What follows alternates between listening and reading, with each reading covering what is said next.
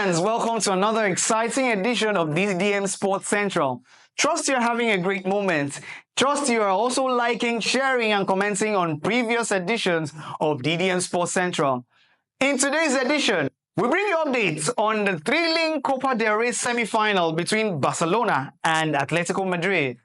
We have updates for you on Manchester United's transfer deal with our own Victor Osimhen in the picture, and more. Do not move a muscle as we take you on this jolly ride through the beautiful world of sports. First, we head to football. And we take you to the EPL, where games were played on Tuesday night. Crystal Palace hammered Aston Villa 4-1 at home. Ismail Assar opened scoring for Palace in the 29th minute.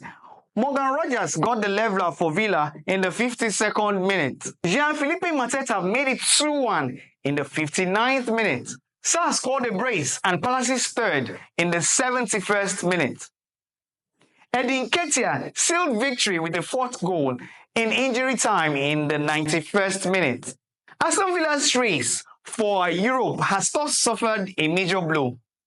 With Mateta's goal, he has equaled Mohamed Salah's goal tally of 8 goals in the year 2025. In another game, Chelsea were back to winning ways as they thumped relegation-threatened Southampton. When I say relegation-threatened, I'm even wondering if I should still use that term because it's almost looking confirmed that Southampton will be relegated. But anyway, there's still more games to go. Back to the game. Christopher Nkunku had relaxed the edgy nerves of the Chelsea fans at Stamford Bridge when in the 24th minute, he puts the Blues ahead. Pedro Neto and Levi Colwill helped make it 3-0 at halftime. Chelsea missed several chances in the second half, but they added a fourth with Marc Cucurella delivering a cool finish. Cole Palmer was not on the scorer's sheet, though he missed a couple of chances. With this victory, Chelsea has moved back into top 4, much to the delight of coach Enzo Maresca and fans who have had to bear Chelsea's losses in recent times. So now they can have some ice water on their body. The Saints have now suffered their 22nd defeat of the season and have now shipped 65 goals in 27 top-flight outings. Their next game will be against current league leaders Liverpool on Saturday, March 8, 2025. In other games, Wolves lost at home 1-2 to Fulham. Birmingham beat Bournemouth 2-1. Still in England and in Manchester United. Reports reaching us have it that Manchester United are said to have completed a whopping £62 million move for Victor Osimhen. The Red Devils, who have not had a good campaign in the EPL so far this season, are only in the running for winning a silverware this season, with their hopes hanging on either the Europa League or the FA Cup. The team had sacked former manager Erik ten Hag back in October due to poor run of results from the club. The new manager is not faring well either. The new manager, Ruben Amorim, has not found it any easier since he took up the job at Manchester United. Amorim has struggled to find a winning strategy for the Red Devils with strikers and new signings Rasmus Højlund and Joshua Zirkzee scoring just 5 Premier League goals between them this season. That is too poor, if you ask me. Amorim's formation of 3-4-2-1 doesn't have the capabilities to deliver the successes in the way they need at the present.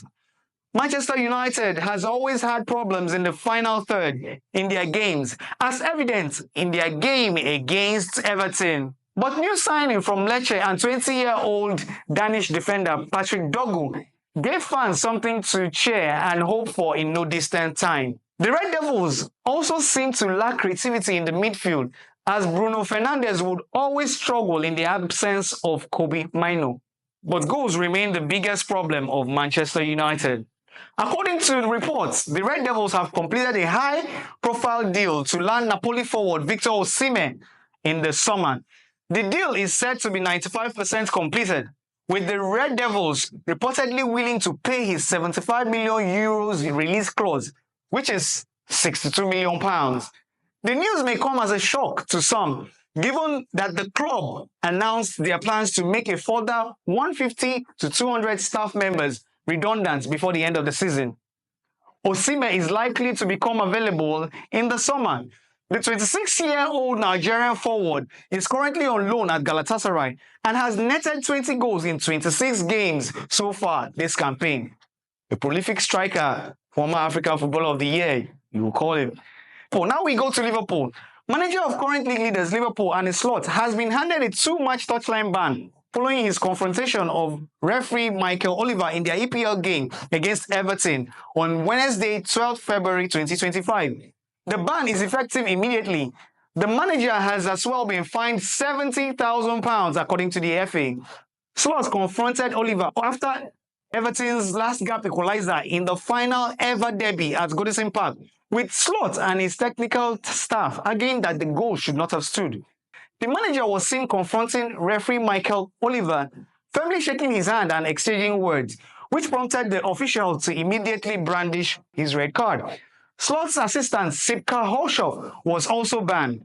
Holshoff got a £7,000 fine for his behavior towards the match official.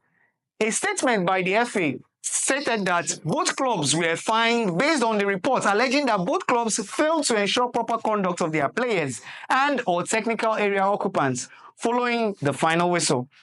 Everton and Liverpool admitted the charges, and the Regulatory Commission imposed £65,000 and £50,000 fines on them respectively after a hearing. The ban on Arne Slot and Sipka Holshoff means they will both be absent from the touchline for Liverpool's next 2 Premier League games. Specifically, Slot will miss the home game against Newcastle and Southampton, while Holshoff will also serve a 2-match touchline suspension. In practical terms, this means that Liverpool's assistant first-team coach, John Heitinga, will take on touchline duties in their absence. However, it's worth noting that Slot will still be allowed to be present at the stadium and communicate with his team during the games, but he won't be able to participate in the pre-match and halftime team talks or make tactical decisions from the touchline. Now we go to Spain. In the first leg semi-finals of the Copa del Rey in Spain, Barcelona and Atletico Madrid had a thrilling encounter, and it was goal feast as the game ended in a 4-4 draw. Atletico Madrid had stunned the team and her home fans with 2 early goals. The first came in the very first minute through Julian Alvarez. Former Barcelona forward Antoine Griezmann made it 2 in the 6th minute. Barca rallied to equalize with goals from Pedri in the 19th minute and Pau Kubasi in the 21st minute. Inigo Martinez put the host ahead for the first time in the game so that the halftime finished Barcelona 3, Atletico Madrid 2. Barca looked like they were taking the day when Robert Lewandowski made it 4-2 in the 74th minute. But Atletico Madrid scored in the 88th and in injury time the 93rd minute through Marcos Llorente and Alexander Soloth to end the game at 4-4. The second leg will come up in April. And still in Spain, former Manchester United player Anthony is hopeful that he will have the red card issued to him in the game against Getafe cancelled by the Spanish Federation. His current club, Real Betis, has appealed the red card decision, and if the appeal is upheld and the red card overturned, it implies that he will be eligible to play against Real Madrid this weekend.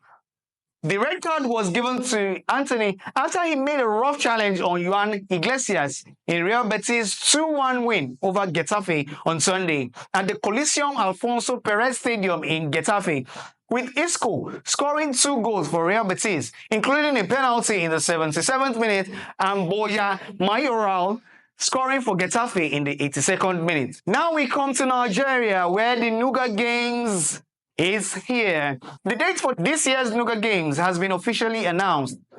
The Nigerian University Games Association, NUGA, has officially announced that the 2025 NUGA Games will take place from November 5th to 16th, 2025 at the University of Jos, Plateau State. This prestigious event will, as always, bring together top university athletes from across Nigeria, competing in various sports such as track and field, football, basketball, and more. NUGA Games is known for promoting university sports and fostering a spirit of healthy competition, and it remains a key platform to discover young and skillful talents. The University of Jos has already begun preparations to ensure a well-organized and memorable tournament.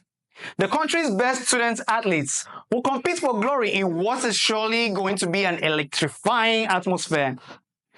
We move over to Akwa Ibom, where Akwa Ibom is set to host the upcoming Niger Delta Sports Festival, NDSF, scheduled to take place in Akwa Ibom from April 1 to 8, 2025. This great sports festival is expected to provide a significant economic boost to the whole state, particularly in the hospitality sector. Organizers of the sports festival have projected the need for 3,000 bed spaces for athletes and coaches, alongside over 2,000 hotel accommodations for administrators, organizers, and VIP guests. This estimate excludes the expected influx of local and international media scouts, sports enthusiasts, and tourists. Head of Special Duties Onome Obrute confirmed to NDSF Media Channel that while data collection is ongoing, the number of athletes alone is expected to be around 3,000 from the 9 Niger Delta Development Commission states. He highlighted the festival's international dimension, noting that regulatory officials from global sports bodies will oversee events like athletics, wrestling, and weightlifting. This is the maiden edition of the Niger Delta Sports Festival, and it will feature athletes from Abia, Akwa Ibom, Bayelsa, Cross River, Delta, Edo, Imo, Ondo, and River State. The NDDC, as the festival's major sponsor, aims to discover and nurture sports talents from the region, offering them a platform to showcase their skills and also catalyze sports development. And with that story, we have come to the end of today's edition of DDM Sports Central. I want to believe you enjoyed today's edition. Please keep the likes, comments, and shares coming. And do not forget, please, to subscribe to our YouTube channel at Diaspora Digital Media. Until I come your way on the next edition, I remain your host with the sparks, Ugochukwu. Do have a lovely and sporty day ahead. Bye for now.